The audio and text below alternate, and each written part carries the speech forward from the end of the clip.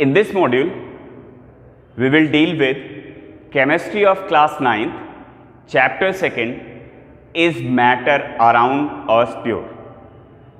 आज के वीडियो में एक बार फिर से एक अर्लियर कॉन्सेप्ट, एक अर्लियर नॉलेज के बारे में हम बात करेंगे, जिसका यूज़ हम चैप्टर नंबर 2 को समझने के लिए, मटेरियल को अच्छे से समझने के लिए करेंगे. क्लियर है? आज का टॉपिक होगा लेटेंट हीट. क्लियर? लेटेंट होता क्या है, इसका एक्चुअल मतलब समझें तो लेटेंट का मतलब होता है हिडन.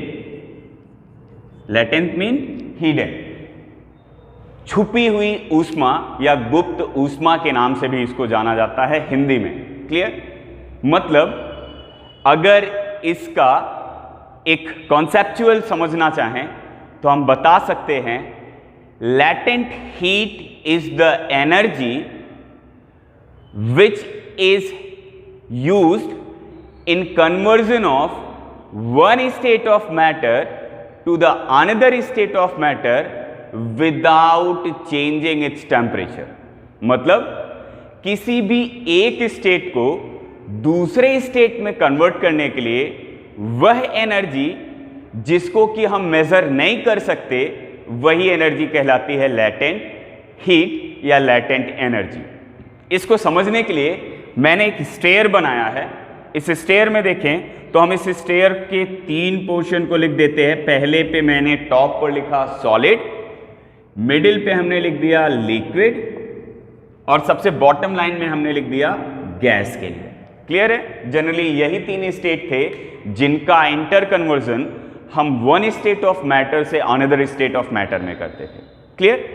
मैं यहां पर एग्जांपल लेता हूं वाटर का, जो कि तीनों स्टेट में कन्वर्ट किया जा सकता है बाय एप्लीकेशन ऑफ टेम्परेचर और प्रेशर ना. मतलब प्रेशर या टेम्परेचर का अप्लाई करने के बाद हम वाटर को कन्वर्ट कर सकते हैं आइस के फॉर्म में, या वाटर को कन्वर्ट कर सकते हैं वेपर के फॉर्म में. क्लियर? तो मैंने लिक्विड में यहां पर ले लिया वाटर, सॉलिड में मैंने ले लिया आइस, और वहीं पर गैस में ले लिया वेपर को. क्लियर है? एटमॉस्फेयर का एक नॉर्मल टेम्परेचर होता है ना, स्टैंडर्ड टेम्परेचर हमने उसको मान लिया है, और वह लिया जाता है 25 डिग्री सेल्सियस. क्लियर?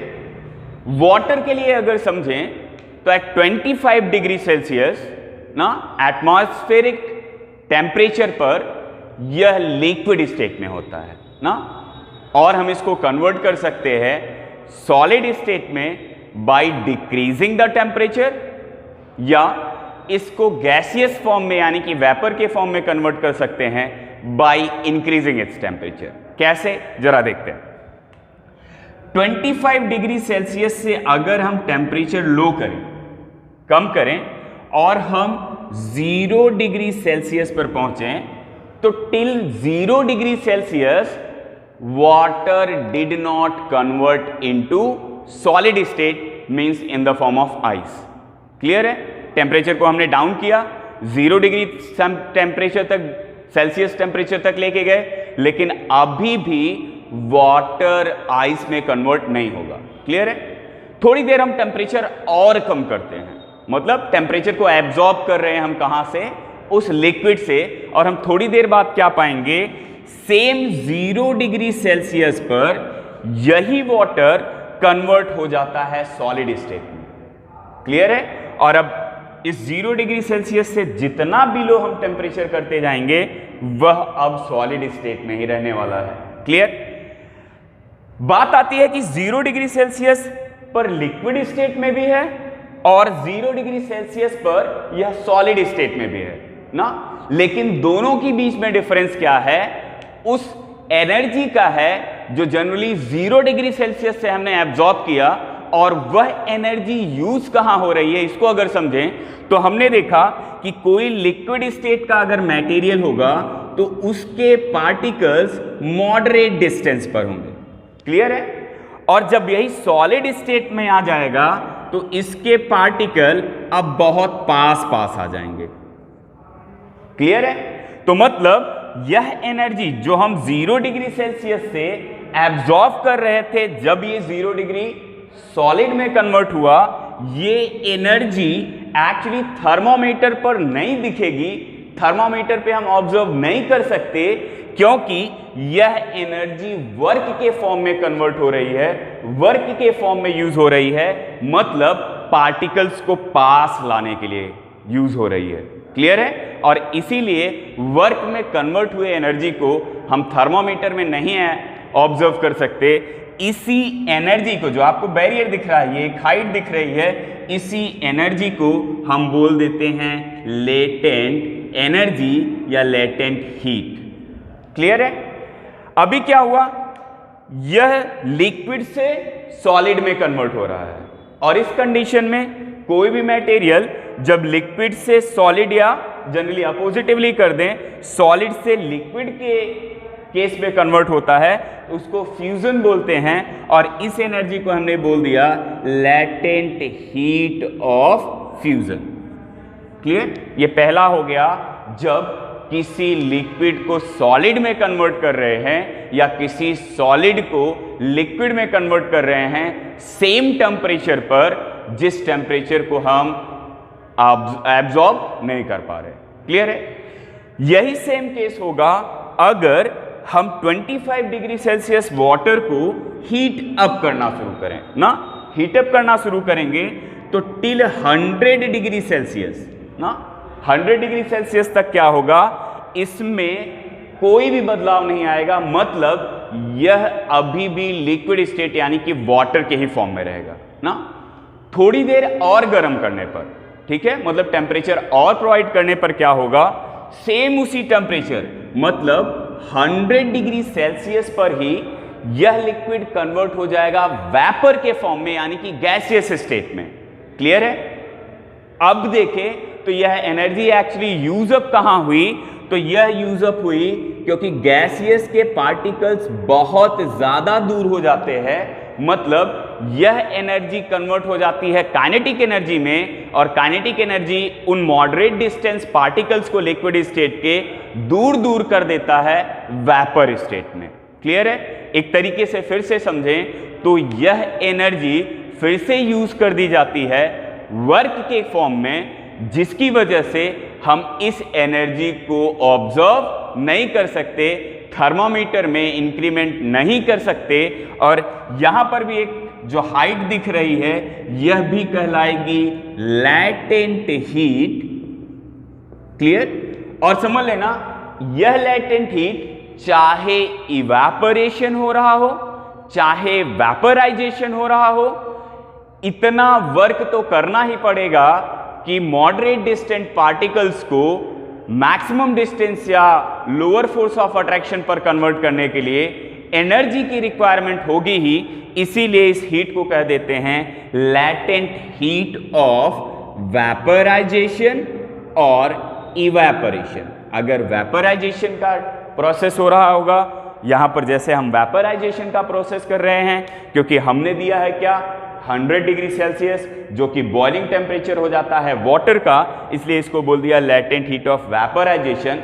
और अगर नॉर्मल एटमॉस्फेयर में कोई लिक्विड नॉर्मल टेम्परेचर पे ही वेपर में कन्वर्ट हो जाता है, मतलब 25 डिग्री सेल्सियस पर ही कपड़ों को सुखाया जाए और कपड़ों से जो पानी है वो इवेपोरेट हो जाए, उस कंडीशन में भी सेम एनर्जी की रिक्वायरमेंट होगी, जो कि वर्क के फॉर्म में कन्वर्ट हो जाएगी, और उस कंडीशन में उसे बोल देंगे latent heat of evaporation. Clear है? तो ये दो चीजें हो गई, लैटेंट हीट ऑफ फ्यूजन ना। अब अगर एक स्टेप बाय स्टेप अगर चले तो कैसे होगा, कोई सॉलिड में था, मतलब आइस के फॉर्म में था, हमने 0 डिग्री सेल्सियस पर वह आइस लिया हुआ है, एटमॉस्फेयर से वह कुछ एनर्जी एब्जॉर्ब करेगा और सेम 0 डिग्री सेल्सियस में वह कन्वर्ट हो जाएगा लिक्विड स्टेट में, और जितनी एनर्जी यह एब्जॉर्ब कर रहा है इस हाइट से इस हाइट पर आने के लिए, उसे बोल दिया हमने latent heat of fusion. Clear? अभी ये 0 डिग्री पर हुआ, टेम्परेचर फिर से इसने एटमॉस्फेयर से एब्जॉर्ब किया, 25 डिग्री सेल्सियस में पहुंचा, हमने इसको हीट करना शुरू किया, यह अभी 100 डिग्री सेल्सियस पर पहुंच गया। अब 100 डिग्री सेल्सियस पर पहुंचने के बाद अभी भी यह लिक्विड स्टेट में होगा, फिर थोड़ा सा एनर्जी अगर हम इसको और प्रोवाइड करेंगे तो यह कन्वर्ट हो जाएगा 100 डिग्री सेल्सियस ऑफ वेपर में, और यह जितनी एनर्जी हमने प्रोवाइड किया वर्क के लिए, मतलब इस पोजीशन से इस पोजीशन में कन्वर्ट होने के लिए, उसी को बोल दिया latent heat of vaporization. Clear? Normal temperature में अगर 25 से 27 डिग्री सेल्सियस पर वाटर इवेपोरेट कर जाता है तब भी एनर्जी की रिक्वायरमेंट होगी, उसी सेम टेम्परेचर पर जो कि लिक्विड से गैसियस फॉर्म में कन्वर्ट हो जाएगा, और उस कंडीशन में जो एनर्जी एब्जॉर्ब कर रही है उसे बोल देंगे latent heat of evaporation. Clear? मतलब वेपराइजेशन की केस में 100 डिग्री सेल्सियस पर यह लिक्विड में भी होगा और 100 डिग्री सेल्सियस पर यह गैस स्टेट में भी हो जाएगा। This is all about the latent heat ना। अब इस पे कुछ क्वेश्चंस बनते हैं कि विच इज मोर इफेक्टिव ना, कौन ज्यादा इफेक्टिव होगा, 100 डिग्री सेल्सियस ऑफ वाटर और 100 degree Celsius of vapour. Clear? तो अब सिंपली अगर देखें 100 डिग्री सेल्सियस में केवल क्या है, it only consist 100 degree Celsius of temperature, but अगर यही 100 डिग्री सेल्सियस ऑफ वेपर हो जाएगा तो ये केवल 100 डिग्री सेल्सियस नहीं रख रहा है, बल्कि यह साथ ही साथ थोड़ी सी एनर्जी और एक्सेस में रख रहा है, जिसे हम बोल देते हैं latent heat of vaporization. Clear? तो मतलब नीचे वाला मोर इफेक्टिव हो जाएगा क्योंकि ये केवल 100 डिग्री सेल्सियस नहीं रख रहा है, बल्कि साथ ही साथ थोड़ा सा एक्सेस अमाउंट ऑफ एनर्जी रख रहा है, जिसे हम लैटेंट हीट ऑफ वेपराइजेशन बोल देते हैं। क्लियर? इसी सेम तरीके से आपसे पूछा जा सकता है which is more cooler, 0 degree Celsius of ice और 0 degree Celsius of water. Clear? अब इस केस में देखना, सॉलिड की केस में देखें तो यह केवल 0 डिग्री सेल्सियस ही रख रहा है। क्लियर? मतलब 0 डिग्री सेल्सियस तक ही है, लेकिन जब हम पहुंचते हैं 0 डिग्री सेल्सियस ऑफ लिक्विड तो यह कहीं ना कहीं 0 degree Celsius plus latent heat of fusion भी कंसिस्ट कर रहा है, और इतनी एनर्जी ज्यादा होने की वजह से 0 degree water is less cooler than the 0 degree of ice. Clear? क्योंकि अब यहां पर कूलिंग की बात कर रहे हैं, टेम्परेचर लोअर की बात कर रहे हैं, तो इस लिक्विड में लैटेंट हीट ऑफ फ्यूजन यह एनर्जी एक्सेस में हो जाएगी, जिससे कि यह कम कोल्डर होगा देन द 0 डिग्री सेल्सियस, जो कि कोई भी एक्सेस हीट कंसिस्ट नहीं कर रहा है, वह ज्यादा ठंडा हो जाएगा। ठीक है? तो आज के इस वीडियो में हमने बेसिकली लैटेंट हीट के बारे में समझा, और समझा कि लैटेंट हीट की जरूरत किस लिए होती है।